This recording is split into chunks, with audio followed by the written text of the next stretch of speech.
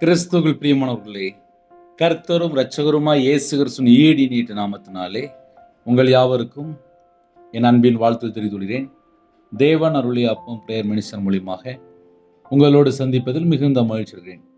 தினம்தோறும் இரவு நேரத்திலே தூங்கும் முன்பாக பரிசுத்த வேதாந்தத்திலிருந்து ஒரு பகுதியை நாம் தியானித்து நம்முடைய குடும்ப பாதுகாப்பிற்காக நாம் ஜெபிக்கிறோம். அபிஷேகங்களை பெற்றுக்கொள்ள, தேவனுடைய கிருபையை பெற்றுக்கொள்ள இரவு நேரத்திலே தூங்கும் முன்பாக கேளுங்கள் கர்த்தருடைய பிள்ளைகள்.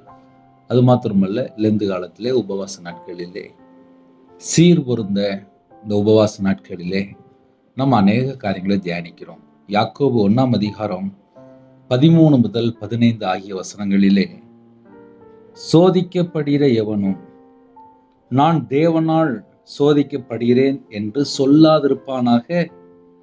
தேவன் பொல்லாங்கினால் சோதிக்கப்படுகிறவர் அல்ல, ஒருவனையும் அவர் சோதிக்கிறவரும் அல்ல.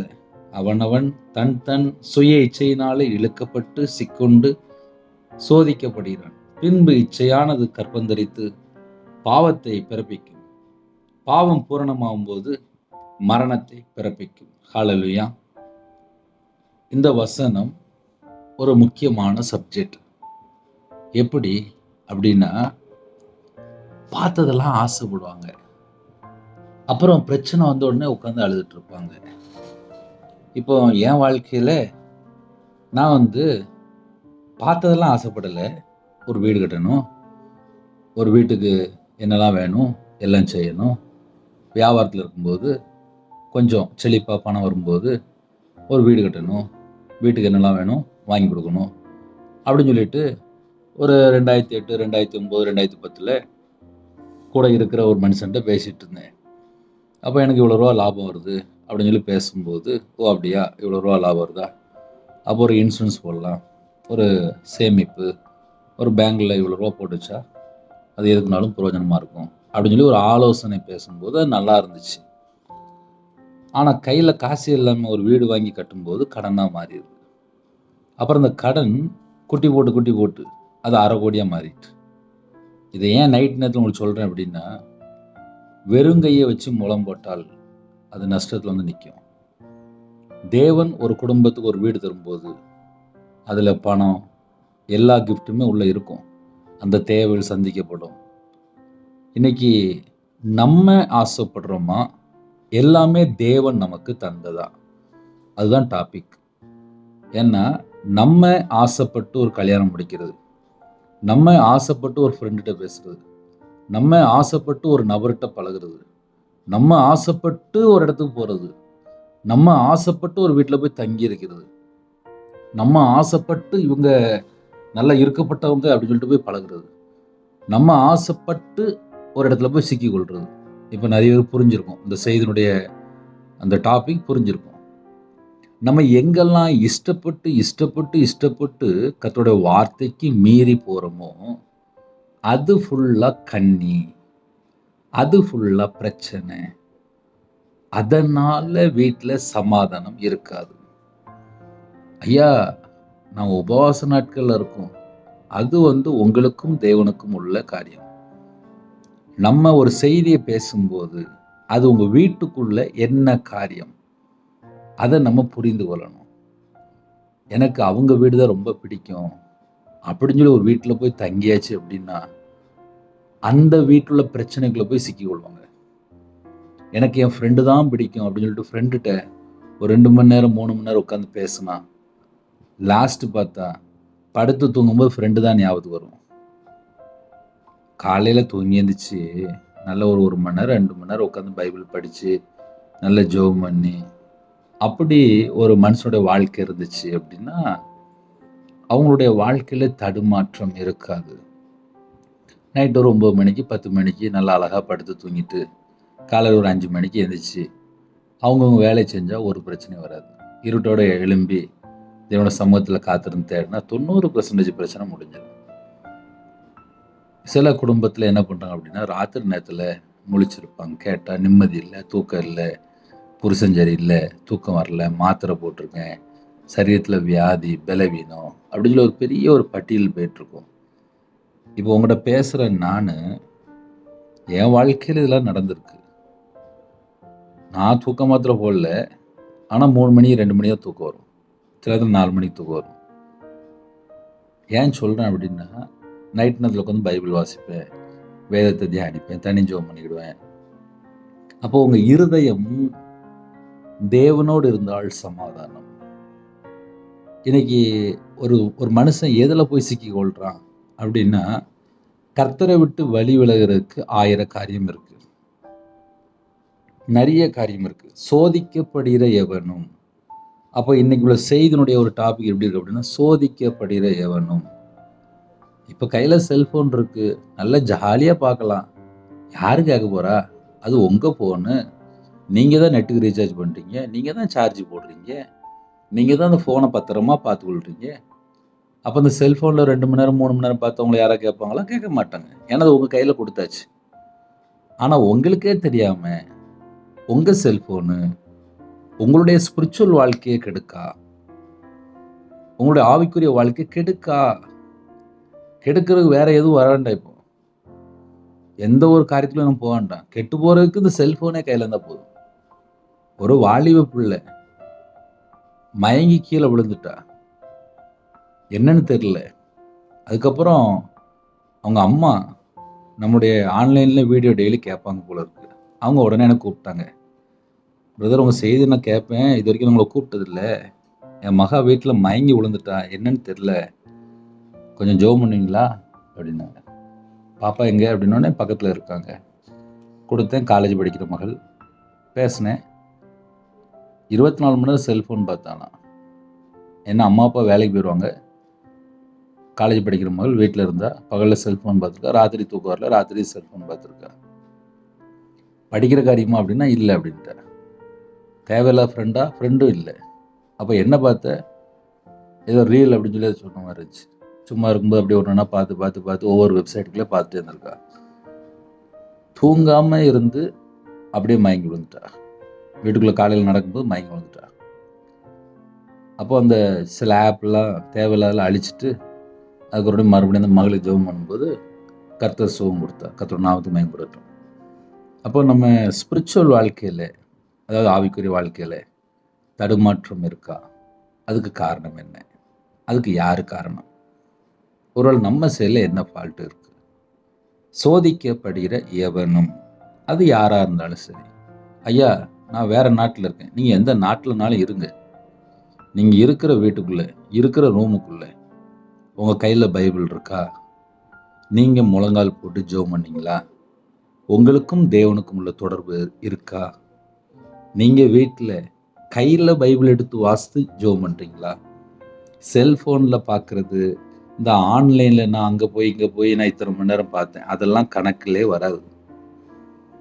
நீங்கள் இருக்கிற இடத்துல முழங்கால் போட்டு தேவனை தேடினால் உங்கள் வீட்டுக்குள்ளே இயேசு வந்துடுவார். எனக்கு ஒரு குடும்பத்தில் ஒரு தாயார் தெரியும். அவங்க டெய்லி காலையில் 4 மணிக்கு எழுந்திரிப்பாங்களாம்.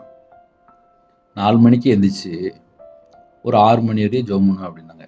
அப்படியா அப்படின்னு சொல்லி கேட்டிருந்தேன். அந்த 2 மணி நேரமும் செல்ஃபோன் தான் இருக்குமா. இப்போது இயேசுவை தேடும்போது கையில் பைபிள் இருக்கணும். நம்ம அந்தரங்கத்தில் தேவனை தேடுறோம், தேவன் வெளியரங்கமாக நமக்கு பதில் தருவார். இப்போ அதுக்கு ஊடையில் என்ன வந்துட்டு அப்படின்னா, அந்த 2 மணி நேரமும் செல்ஃபோன் தான் கையில் இருக்கு. 4 மணிக்கு எந்திரிக்கிற தாயார் தான், கண்ணீரோடு ஜெபிக்கிற தாயார் தான், அந்நிய பாஷையில் ஜெபிக்கிறாங்க, தரிசனம் பார்க்குறாங்க, தேவனோட பிரசன்னத்தை உணர்றாங்க. ஆனால் அவங்க கையில் என்ன இல்லை அப்படின்னா செல்ஃபோன் இல்லை அப்படின்னு சொல்ல முடியல. செல்ஃபோன் மட்டும்தான் கையில் இருக்கு.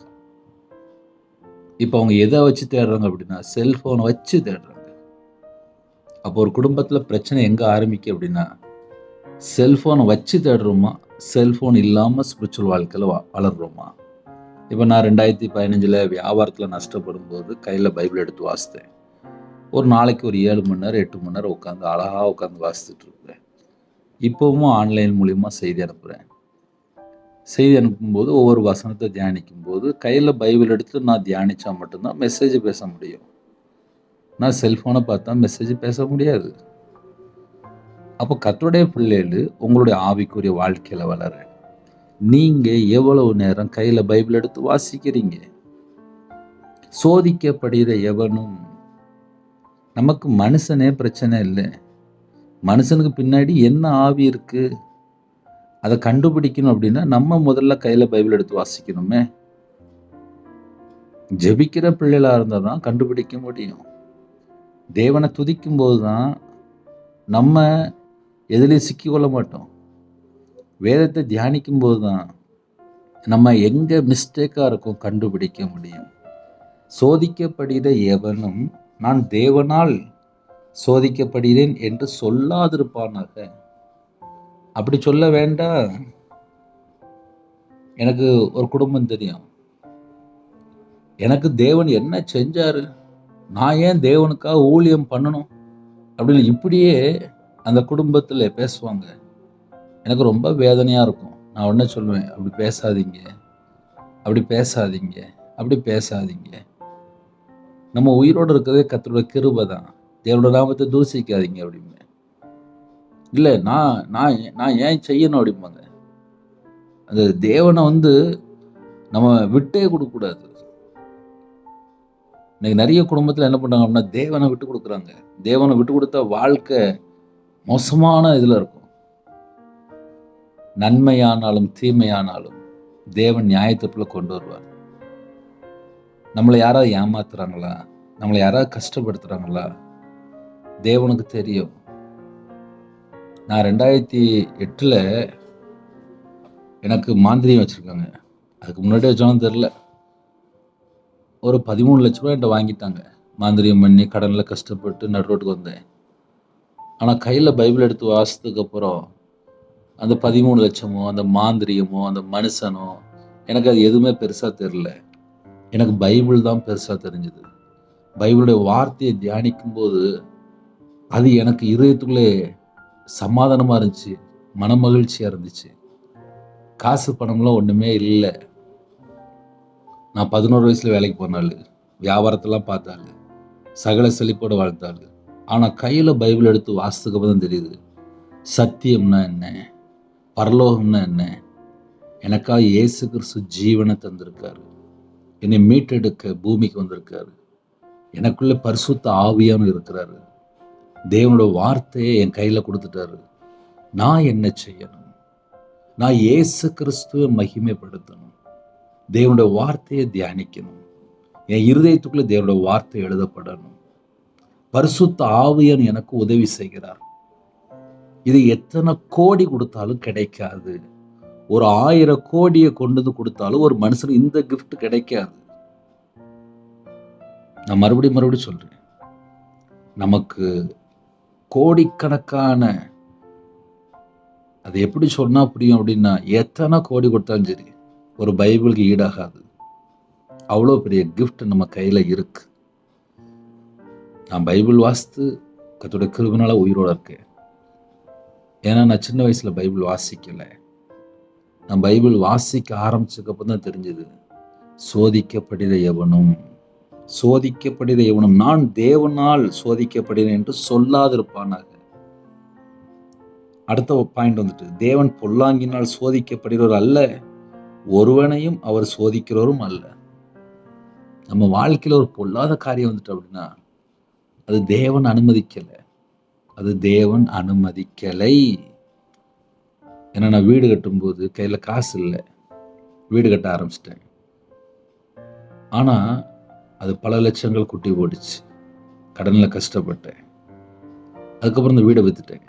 அப்புறம் நஷ்டம் ஆச்சு. அப்புறம் ஃபெயிலியர் மாடல் ஆனேன். அப்புறம் எல்லாரும் தப்பாக பேசுனாங்க, எல்லாத்தையும் வாங்கினேன். சொந்த ஊரை விட்டே போயிட்டேன். போதும்னு சொல்லிட்டு போயிட்டேன். அப்புறம் பாஸ்டிங் போட்டு ஊழியத்துக்கு வந்தேன். கையில் பைபிள் எடுத்து வாசித்ததுக்கு தான் தெரியுது சாபம்னா என்ன, பாவம்னா என்ன, அக்கிரமம்னா என்ன, மீறுதல்னா என்ன, பரிசுத்தம்னா என்ன, அசுத்தம்னா என்ன, அருவருப்புனா என்ன, தீட்டுனா என்ன, விக்கிரம்னா என்ன, தேவன் எப்படிப்பட்டவர், இயேசு கிறிஸ்து எதுக்காக இந்த பூமிக்கு வந்தார், ஆதாம் ஏவாள் யாரு, ஏன் நம்ம வாழ்க்கையில் பிரச்சனை வருது. அப்படி பைபிளை ஸ்டெப் ஸ்டெப்பா வாசிக்கும். இப்போ நம்ம என்ன காலத்தில் இருக்கோம், பழைய ஏற்பாடு என்ன காலம், புதிய ஏற்பாட்டில் இப்போ நம்ம என்ன காலத்தில் இருக்கோம், நம்ம எப்படி ஆயத்தமாகணும், மற்ற ஜனங்களை எப்படி ஆயத்தப்படுத்தணும். பரலோகத்துக்கு போகணும்னா குடும்பத்தை முதல்ல ஆத்துமாதம் பண்ணணும், குடும்பத்தை முதல்ல ஆயத்தப்படுத்தணும்.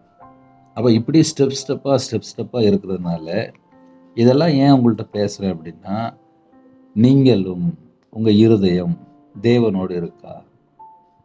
இருதயத்துக்குள்ளே தேவனோட வார்த்தை இருந்துச்சுன்னா பிரச்சனை மாறிடும். ரொம்ப உட்காந்து போட்டு டென்ஷனாகவோ கோபமாகவோ எரிச்சலாகவோ வேண்டாம், அதெல்லாம் வேண்டாம். ரொம்ப சாதாரணமாக, எப்படி சாதாரணமாக பேசுகிறேன் அதே போல் ரொம்ப நார்மலாக ஒரு மனுஷனுடைய வாழ்க்கை இருந்தால் தான் ஆசீர்வாதம். இன்னைக்கு எது பின்னாடியோ ஓடுறாங்க. ஒரு நாள் நம்மளை யாராவது ஏமாத்திட்டா தாங்க முடியல. நான்லாம் ஏமாந்துருக்கேன். ஏமாந்தவனுக்கு வழின்னு என்னன்னு தெரியும். என்னை ஏமாத்திட்டு அவங்க எவ்வளோ கஷ்டப்பட்டாங்க அதுவும் எனக்கு தெரியும். அதனால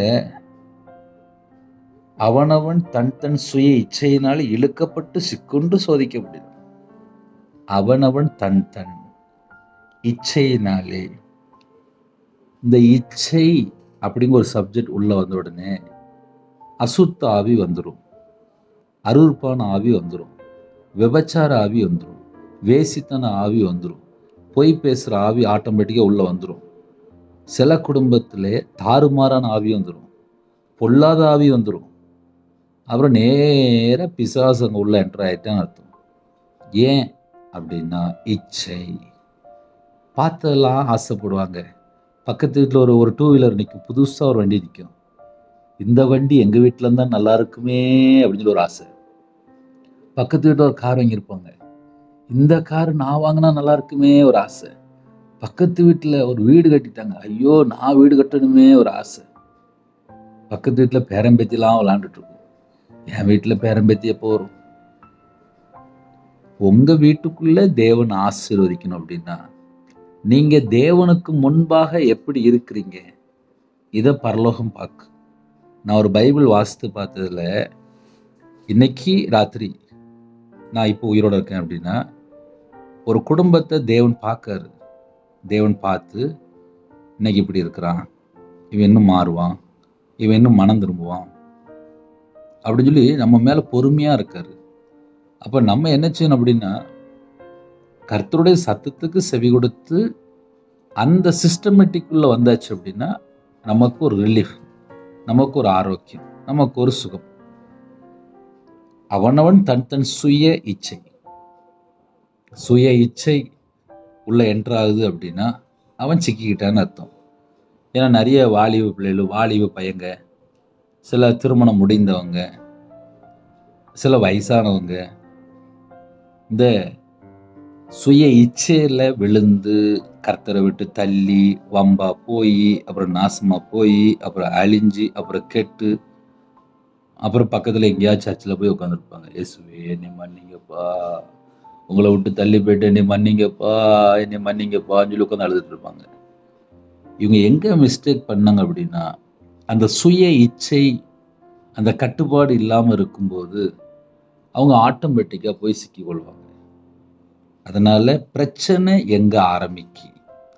சுய இச்சை கண்ட்ரோல் இல்லாமல் தாறுமாறாக இருக்கும்போது, கண்ணு தப்பாக பார்த்துச்சுன்னா பிரச்சனை வருது, சிந்தனையே தப்பாக வேற பக்கம் திருப்பியாச்சுன்னா பிரச்சனை வருது, இருதயத்துக்குள்ளே இச்சையான காரியத்தை கொண்டு போய் வச்சாச்சு அப்படின்னா வேசித்தன ஆவி, அப்புறம் அருவருப்பான ஆவி, அப்புறம் அசுத்தாவி, அப்புறம் கெட்ட சொப்பனம், இதெல்லாம் உள்ள என்றாது.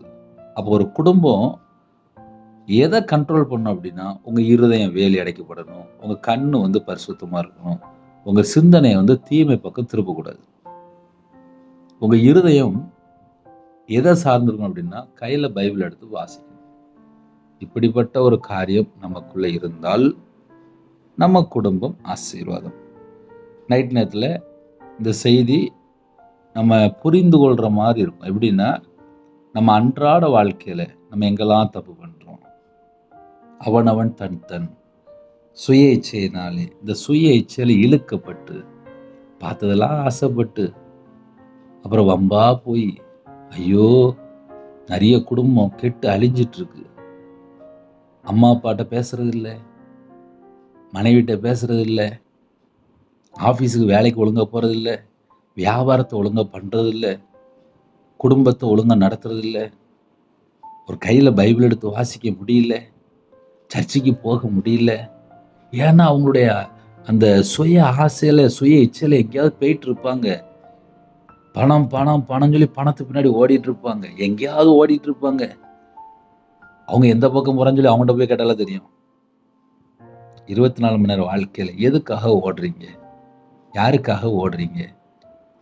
உங்களுடைய ப்ரோக்ராம் சிஸ்டமேட்டிக் கரெக்டாக இருக்கா?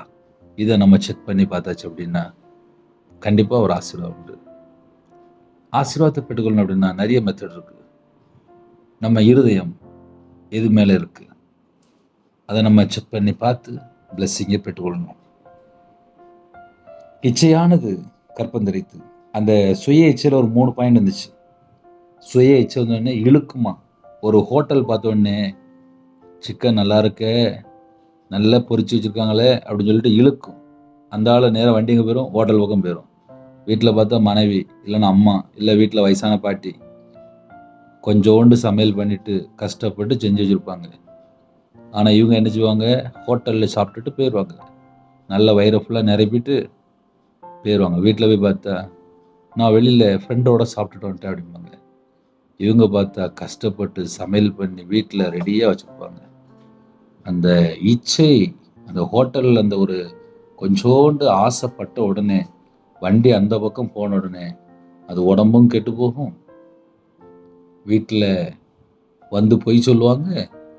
நைட்டு சாப்பாடு ஹோட்டலில் முடிஞ்சிட்டும்பாங்க, நான் ஃப்ரெண்டோட பேசிட்டு இருந்தேன்பாங்க. அப்புறம் பார்த்தா அடுக்கடுக்கா. இதெல்லாம் என்ன அர்த்தம் அப்படின்னா, டயத்துக்கு வீட்டுக்கு போகணுமே, வீட்டில் அம்மா அப்பா இருக்கிறாங்களே, பாட்டி இருக்கிறாங்களே, மனைவி இருக்கிறாங்களே, ஃபேமிலி இருக்கு அப்படின்னு சொல்லி அந்த டயத்துக்கு வீட்டுக்கு போனால் அந்த சுய இச்சையில் போய் சிக்கிக்கொள்ள மாட்டான். மனைவிட்ட பேசுகிற நேரத்தில் மனைவிட்ட பேசினா அவன் வேற இச்சைக்குள்ளே போக மாட்டான். மனைவிட்ட பேசும்போது செல்ஃபோன் எடுத்து நோண்டிட்டு இருக்கக்கூடாது. சர்ச்சுக்கு போய் உட்காரும்போது கையில் பைபிள் எடுத்து வச்சுக்கணும். சர்ச்சில் போய் செல்ஃபோன் எடுத்து பார்த்தா தேவனை குறித்து பயமே இல்லை. அப்படியே ஃபார்முலா நிறைய இருக்கு. கர்த்தரை குறித்து பயம் இருந்துச்சு அப்படின்னா ஆசீர்வதிக்கப்படும். தன் சுய இச்சையில் இழுக்கப்பட்டு, அது இழுக்கும், கயிறு போட்டு இழுத்த மாதிரி இழுக்கும். ஏன்னா இப்போ நிறைய பேர் சிக்கப்பட்டு தான் கிடக்கான், எங்கே போய் முடிவு போகுதுன்னு தெரில. காலேஜ் படிக்கிறான், இல்லை காலேஜ் வெளியில் நிற்கிறாங்க, ஒரு 50 பேர் 60 பேர் ரோட்டில் நின்னாங்கன்னா கிட்டத்தட்ட ஒரு 48 பேர் செல்ஃபோன் தான் கையில் வச்சுருக்காங்க. செல்ஃபோனை குனிஞ்சு பார்த்துட்டே இருக்கிறாங்க. பஸ்ஸு வந்தால் யாராவது பக்கத்தில் யாராவது சவுண்டு கேட்டு தான் அவரை பார்க்குறாங்க. அந்த அளவுக்கு செல்ஃபோனில் அடிமையாக இருக்கும் பையங்க, யூத். அதனால் வீட்டில் போய் பார்த்தா இன்னும் தாறுமாறு. அம்மா அப்பாலாம் சொல்கிறாங்க, என் பையன் 8 மணி நேரம் பார்க்காம பிரதர், சொன்னால் கேட்க மாட்டுக்கான்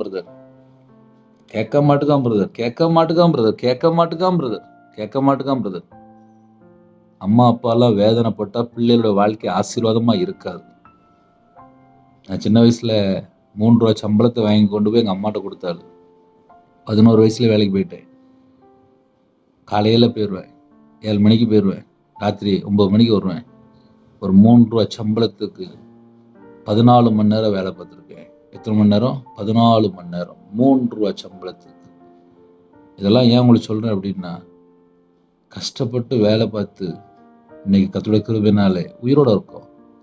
இப்போ உள்ள செல்ஃபோன் பார்த்து வேலைக்கும் போக மாட்டேங்கான், அம்மா அப்பாட்ட பிடிங்கி சாப்பிட்றாங்க, இல்லைன்னா அம்மா அப்பா விட்டு தள்ளி போய் எங்கேயோ இஷ்டம் போல் வேலை பார்க்குறாங்க. அவங்க என்ன பண்ணுறாங்க, ஏது பண்ணுறாங்க, சுய இச்சை சிக்கிக்கிடுறாங்க. தண்ணி அடிக்க போயிடுறாங்க, அப்புறம் கஞ்சா பழக்கத்தில் மாட்டிடுறாங்க, போதை பழக்கத்தில் மாட்டிடுறாங்க, வேசித்தனத்தில் மாட்டிடுறாங்க, விபச்சாரத்தில் மாட்டிடுறாங்க, ஓரின செயற்களை மாட்டிடுறாங்க, அப்புறம் ஆன்லைனில் போய் சூதாட்டத்தில் போய் மாட்டிடுறாங்க, களியாட்டில் போய் மாட்டிடுறாங்க. ஒரே விளையாட்டு, களியாட்டு. எங்கே சிக்கி கொள்றாங்களோ அது எல்லாமே சுய இச்சை. தன் சுய இச்சையிலே இழுக்கப்பட்டு சிக்கப்பட்டு அதுக்கப்புறம் எல்லாம் முடிஞ்சு போச்சு. அப்புறம் வாழ்க்கை இருளா மாறிடும். இழுக்கப்பட்டு சிக்குண்டு சோதிக்கப்படுகிறோம். அந்த பக்கம் கொஞ்சம் சாஞ்சாச்சு அப்படின்னா அப்புறம் சிக்குண்டு சிக்கிட்டான் ஐயா, அவன் சிக்கிட்டான் ஐயா, ஐயா அந்த குடும்பத்தில் சிக்கிக்கிட்டாங்க ஐயா, அவ்வளோதான். அப்புறம் சோதிக்கப்படுகிறான். சோதிக்கப்படும்போது ஐயோ ஐயோ ஐயோ ஐயோ ஐயோன்னு சொல்லி புலம்பிட்டு இருப்பாங்க. சோதிக்கப்படுகிறான். பின்பு இச்சையானது, அந்த இச்சை கற்பந்தரித்து, ஆசையா பார்த்தாங்கல்ல, அது இச்சையானது கற்பந்தரித்து. இந்த ஆதாம் ஏவாள் ஆதியாகமம் 3ஆம் அதிகாரத்தில் அழகா எழுதப்பட்டிருக்கு. அங்க போய் வாச தெரியும். அது இன்னைக்கு செய்தி இல்லை. அங்க போய் வாச தெரியும். எங்கெல்லாம் பார்த்து ஆசைப்பட்டு அந்த பக்கம் சரிறாங்களோ அங்கெல்லாம் சர்ப்பத்துக்கு இடம் கொடுத்துட்டாங்க. ஐயா, சர்ப்பம் எப்போ எங்க வாழ்க்கையில வந்துச்சு அப்படின்னா, இஷ்டத்துக்கு வண்டி ஓட்டுறாங்கல்ல, அவங்களாம் எங்கேயோ சாஞ்சிருவாங்க. பார்த்ததெல்லாம் ஆசைப்படுறாங்கல்ல, எங்கேயோ சாஞ்சிருவாங்க. அப்புறம் கையில பணம்லாம் காணாம போயிடும். அப்புறம் பேங்க்ல அக்கௌண்ட்ல பணம் இருக்குது, அப்புறம் கடனா இருக்கும், அப்புறம் வட்டிக்கு போயிட்டு இருக்கும். அதான் போட்டிருக்கு, தேவன் ஒருவரையும் பொல்லாங்கினால் சோதிக்கப்படுகிறவர் அல்ல, ஒருவனையும் அவர் சோதிக்கிறவரும் அல்ல. அவ்வளோ அன்பான தேவன், அவர் நல்ல அருமையான தேவன். ஆனா இன்னைக்கு ஜனங்கள் எங்க போயிட்டுருக்காங்க அப்படின்னா, உலகத்துக்கு பின்னாடி ஓடிக்கிட்டே இருக்காங்க. அப்புறம் என் வாழ்க்கை கண்ணீராகி போச்சு. காரணம் யாரு? யாரு காரணம்? அதெல்லாம் ஆசைப்பட்டு அப்படியே போயிடுறது. அப்புறம் வாழ்க்கை ஒரு 10 வருஷம் போச்சு, 20 வருஷம் போச்சு. என்னன்னு கேட்டா, நான் வாலிப வயசுல இஷ்டப்பட்டேன், விரும்பி திருமணம் முடிச்சேன், அப்புறம் கையில பைபிள் எடுத்து வாசிக்கல, போச்சு 20 வருஷம் போச்சு. அப்புறம் 20 வருஷம் சர்ச்சுக்கே போகல. அவங்க வாழ்க்கை எங்கே போச்சு? வம்பா போயிட்டு. ஏன்? சுய இச்சை இழுக்கப்பட்டு, சிக்குண்டு, சோதிக்கப்பட்டு, சோதனைகள் உள்ள வந்துட்டோம்ல, சிக்கிக்கிட்டோம்ல, இழுத்து கொண்டு போயிட்டோம்ல. அப்புறம் இச்சையானது அப்புறம் கற்பந்தரித்து, பாவம் பூரணமாகும் போது மரணத்தை பிறப்பிக்கும். அவ்வளோ முடிஞ்சிட்டு. அப்புறம் வாழ்க்கை பார்த்தா, அவன் வாழ்க்கை பார்த்தா ஏதோ ஒரு படுகொலியில் கிடப்பான். அப்புறம் இயேசு வந்து தூக்கி எடுக்கணும், அவன் மனம் திரும்பணும், அவன் பாவம் மன்னிப்பை பெற்றுக்கொள்ளணும். அதுக்கப்புறம் தான் அவனுடைய வாழ்க்கையில் ஒரு விடுதலை. ஒரு குடும்பம் எப்போ விடுதலையாக்கப்படுது? இயேசு கிறிஸ்து ரத்தத்தினாலே மறுபடியும் உடன்படிக்கை. நான் இனிமேல் இந்த பாவம் பண்ண மாட்டேன், எனக்கு ஒரு மீட்பு தாங்க, எனக்கு ஒரு விடுதலை தாங்க, எனக்கு ஒரு சுகம் தாங்க, எனக்கு ஒரு ஆரோக்கியம் தாங்க, எனக்கு ஒரு சமாதானம் தாங்க. உடன்படிக்கை. எப்படி கல்யாணம் பண்ணும்போது திருமண பந்தம் இருக்குல்ல, உடன்படிக்கை. அதே போல இயேசுவோடு ஒரு உடன்படிக்கை. அதுக்கப்புறம் தான் அந்த சிக்கப்பட்ட நிலைமையிலேருந்து வெளியில வாரான். இயேசுவோடு ஒரு உடன்படிக்கை. நான் பாவத்தில் இருக்கேன்ப்பா, என்னுடைய பாவத்தை மன்னிப்பீங்களா? நான் ஒரு இச்சையில விழுந்துட்டேன்ப்பா, நான் ஒரு சுய இச்சையில விழுந்துட்டேன்ப்பா, நான் சிக்கிக்கிட்டேன்ப்பா, நான் இழுக்கப்பட்டு சிக்குண்டு நான் சோதிக்கப்பட்ட நிலைமையில இருக்கேன்ப்பா, எனக்கு ஒரு விடுதலை வேணும் அப்படின்னு சொல்லி ஒரு மனுஷன் இயேசு கிறிஸ்துவோடு போய் உடன்படிக்கை பண்ணணும். எப்படி ஒரு கல்யாணம் முடியும்போது சர்ச்சில் போய் நம்ம ஐயா நாங்களும் அவங்களும் நிச்சயம் பண்ணியிருக்கோம், எங்கள் 2 பேரும் திருமணம் முடிச்சீங்கன்னு சொல்லி ஒரு சர்ச்சில் போய் கேட்டு கல்யாணம் முடிக்கிறோமோ, அதே போல் நம்ம பக்கத்தில் இருக்கிற சர்ச்சுக்கும் போகணும். ஒரு வேளை இப்போ ஆன்லைனில் கேட்க, நாங்கள் இருக்கிற இடத்துல சர்ச்சு இல்லை ஐயா, இருக்கிற இடத்துல முழங்கால் போடுங்க, இயேசு கிறிஸ்துவை என் பாவத்தை மன்னிங்கப்பா, நானும் சிக்குண்டு, நானும் சுய இச்சையில், நானும் இழுக்கப்பட்டு, நானும் சோதிக்கப்பட்ட நிலைமையில தான்ப்பா இருக்கேன், நான் இனிமேல் இந்த உலகத்தோட இணைந்து போகக்கூடாது, நான் இச்சையில விழுந்து கிடக்கக்கூடாது, நான் இயேசு கிறிஸ்து ரத்தத்தினால கழுவப்படணும், எனக்கு நீங்க தான் வேணும் அப்படின்னு சொல்லி இயேசு கிறிஸ்துவோடு ஒரு உடன்படிக்கை. அப்ப உடன்படிக்கை ரத்தத்தினாலே மீட்கப்படணும். எனக்கு பரலோகம் வேணும், நான் அந்த பூமியில செத்துக்கிட்டு போயிடக்கூடாது, நான் இப்படியே போயிடக்கூடாது, இப்படியே நான் அழிஞ்சு போயிடக்கூடாது, எனக்கு பரலோகம் வேணும். அந்த தரிசனம் நமக்கு இருக்கணும். அப்படி ஒரு சிந்தனை நமக்குள்ள இருக்கு அப்படின்னா கர்த்தர் நமக்கு ஒரு விடுதலை தருவார். ஏன்னா இரத்தத்தினாலே உடன்படிக்கை, மீட்பு, மீட்கப்பட்ட ஜனமா இருக்கணும். மனுஷன் தூக்கி எடுக்க முடியாது. மறுபடியும் சொல்றேன், மனுஷன் தூக்கி எடுக்க முடியாது. ஐயா நான் ஒரு அசுத்தத்துல இருக்கேன், நான் ஒரு அருவருப்புல இருக்கேன், நான் ஒரு விக்கிரகத்துல இருக்கேன், நான் ஒரு சுய இச்சையில விழுந்துட்டேன், நான் சிக்கப்பட்ட நிலைமை தான் இருக்கேன், நான் இழுக்கப்பட்ட நிலைமை தான் இருக்கேன், நான் சோதிக்கப்பட்ட நிலைமையில இருக்கேன், எனக்கு ஒரு விடுதலை கிடைக்குமா? கிடைக்கும். இயேசு கிறிஸ்து ரத்தத்தினால ஒரு உடன்படிக்கை. நான் இனிமேல் இந்த பாவத்துக்குள்ள போகக்கூடாதுப்பா. இந்த ஃப்ரெண்டு எனக்கு வேண்டாம், இந்த பாவ காரியம் எனக்கு வேண்டாம், இந்த தீட்டான காரியம் எனக்கு வேண்டாம், இந்த ஒரு அருவருப்பான காரியம் எனக்கு வேண்டாம். சில குடும்பத்திலாம் ஓரினை சேர்த்து எங்கேயாவது போய் சிக்கிட்டு இருப்பாங்க. ஏன்னா பல தேசத்துக்குள்ள போயிட்டு இருக்கும்.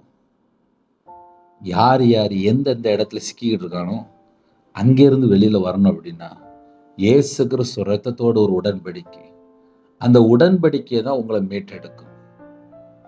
இன்னைக்கு நிறைய பேர் ஏன் மீட்கப்பட்ட ஜனமா இல்லாம இருக்கிறாங்க அப்படின்னா, குமாரனோடு ஒரு உடன்படிக்கை.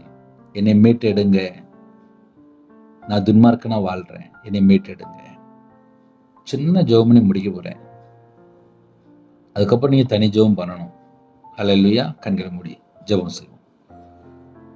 அன்பின் கர்த்தாவே, நன்றியோடு துதிக்கிற சுதிரம்பா.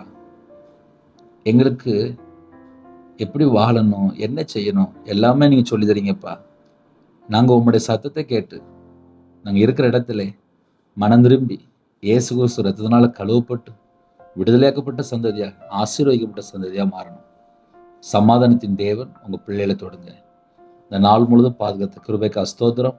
கொடுக்கப்பட்ட ஒவ்வொரு வார்த்தைக்கு அஸ்தோத்திரம். சுய இச்சையிலே இழுக்கப்பட்டு சிக்குண்டு சோதிக்கப்பட்ட குடும்பத்தை கர்த்தர் தூக்கி எடுங்க. மரண பயத்திலே, தற்கொலை எண்ணங்களிலே போராடுகிற குடும்பத்தை கர்த்தர் மீட்டெடுங்க. கர்த்தருடைய கரத்திலே அர்ப்பணிக்கிறோம். எக்ஸாம் எழுதுகிற பிள்ளைகளை கர்த்தர் வேலை அடைங்க. கற்பது நீங்க ஜெபிக்கிறோங்க. கர்த்தர் மனமிறங்கி ஆசுறீங்க.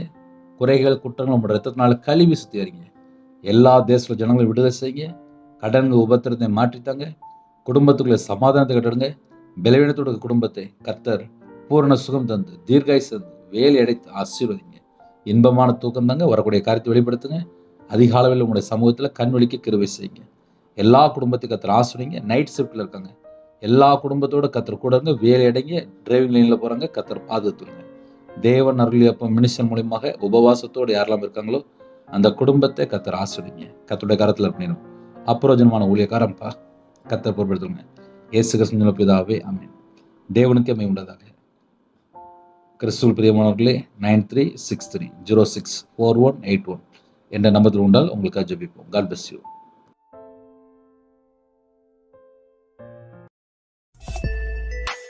Thanks for watching. Please subscribe our channel. Click the like and share. Click the bell. God bless you.